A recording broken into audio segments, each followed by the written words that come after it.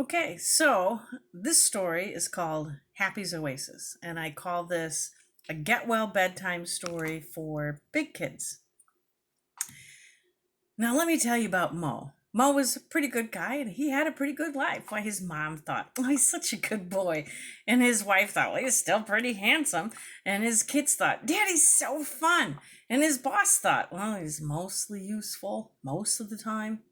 And this is the way Mo thought his life would always be.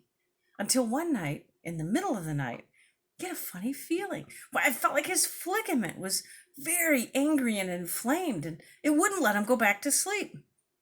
He tried everything, tossing and turning and counting sheep. Nothing worked. So finally, he got up and he began to wander about the house. And as he was just passing one window, he heard a funny sound outside. Why, it was like a jingling or a jangling. And when he went back and looked out the window, there, outside on his very own lawn, was the most amazing racing camel you have ever seen. And Mo thought, whoa, I can't believe what I'm seeing. And he rubbed his eyes and poof, it was gone. It vanished.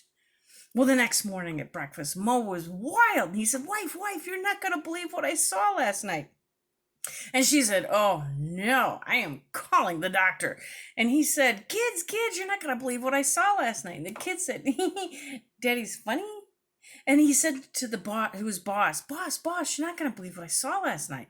And his boss said, can you work Saturday? And finally he said to me, you're not going to believe what I saw last night, because I'm Mo's sister. And I said, dude, you owe me $5. Well, Mo did go to see the doctor, and he learned how to deal with his angry ligament.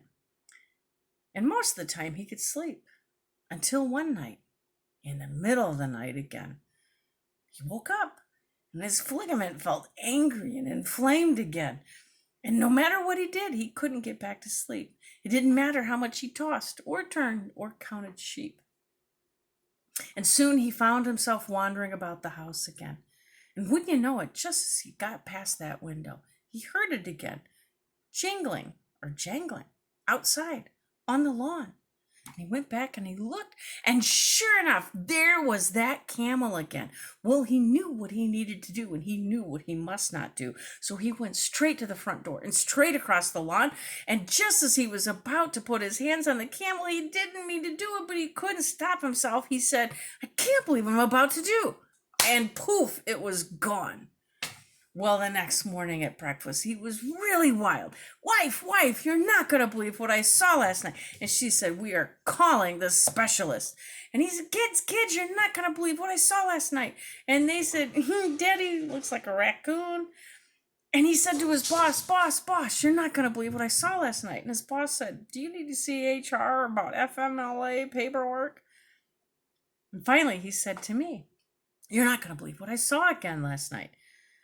And we knew what we had to do. We had to wait up to see if we could see it, both of us, together. Well, that's what we did. So we got out the backgammon board, and we made popcorn, and we got out sodas, and we played 2 games, and then 3 games, and 4 games. And who knew you could play so many games of backgammon? We were almost backgammoned into oblivion when I heard it jingling and jangling out on the lawn.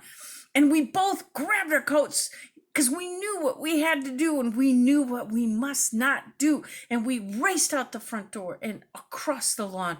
And just as we could, as quick as we could, we put our hands on that camel. And as soon as our fingers touched the fur, we were on its back, and it leapt out of the yard and across over the house and across the neighborhood and over the town and over the state, over the whole country.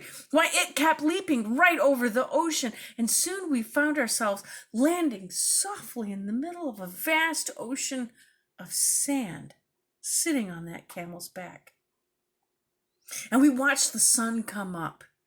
We watched it climb higher in the sky. We felt our skin start to get warm and tight from all that sun, and we noticed our throats getting dry, and our eyes got kind of dry, and kind of got some gritty under our cities. And we started to think, what's going to happen to us out in the middle of this huge desert on the back of this camel?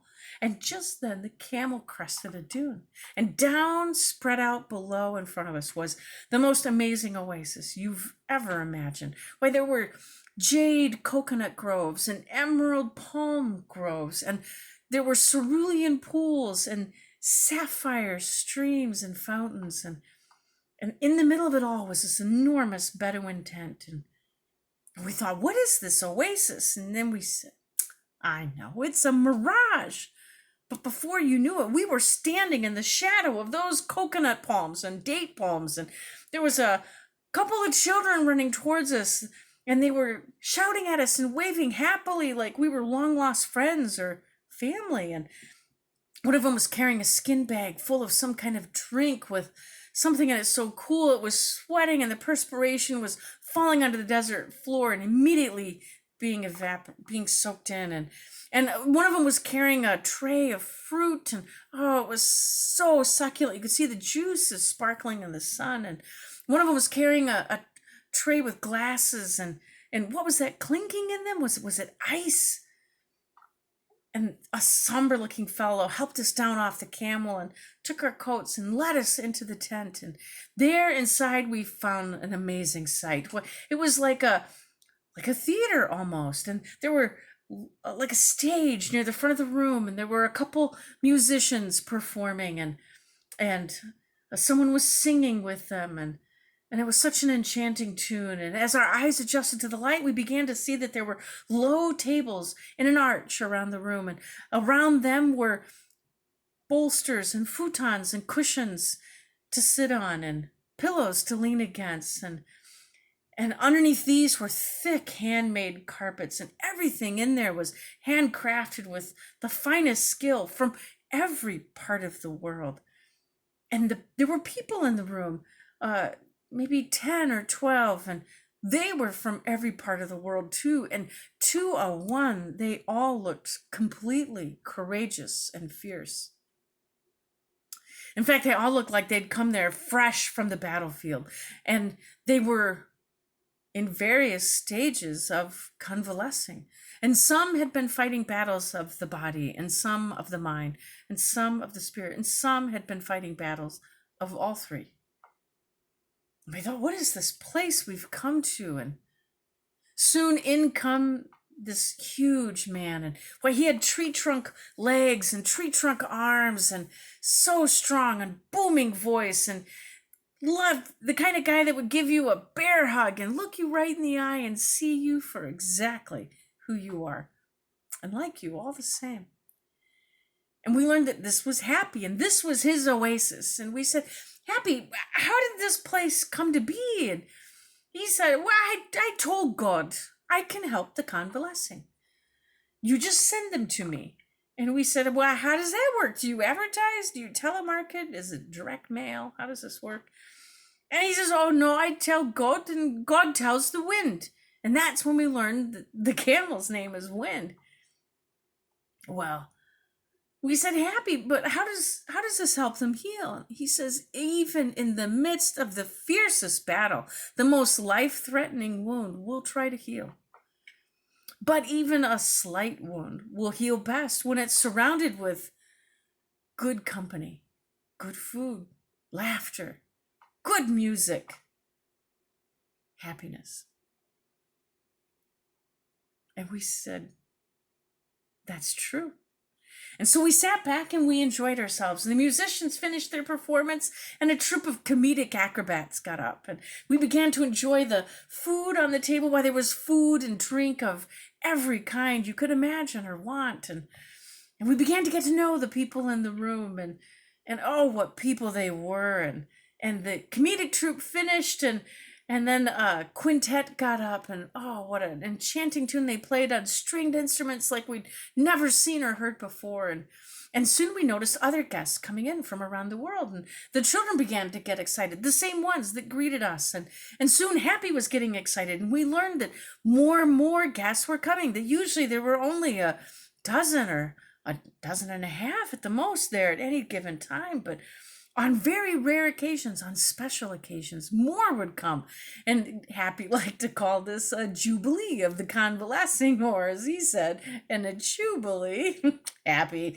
And so we were there for in a jubilee. And oh, what a thing it was. And my word, Happy began to send out the children and the clansmen and his tribesmen to all the corners of the desert and all the other oases nearby, and sending them with requests for more performers and artists and singers and dancers and actors and entertainment of every kind, and all the conversations we had and the entertainment we enjoyed. And we thought it would go on like this for days, and until one afternoon there was excitement again, but it felt different.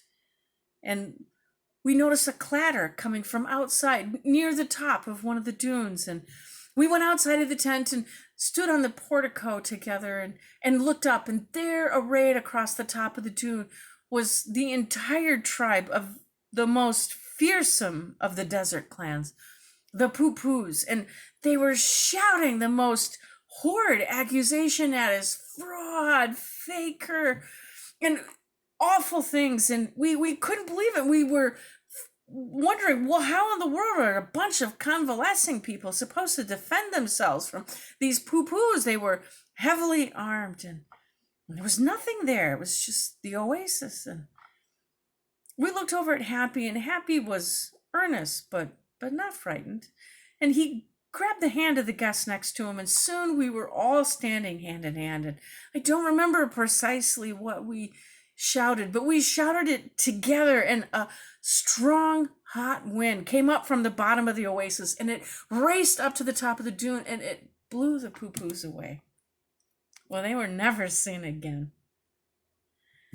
And we were able to go back to enjoying our incredible time at Happy's Oasis. But as you can imagine, we began to think of home, and we missed our family, and we wanted to share with them all the amazing things that we'd seen and heard, and the incredible people we'd met. And soon we found our things, and everything was there, but it all felt lighter. And Happy had given us each a parting gift, a little bit of his oasis to take home with us, so that if when we got home we wanted to start our own oasis, we could. And we thought we might do that. And who is this Happy, and how did he come to be so wise? Well, that is another story altogether. But all I can tell you now about before that story is that before that story, Happy's name was Job.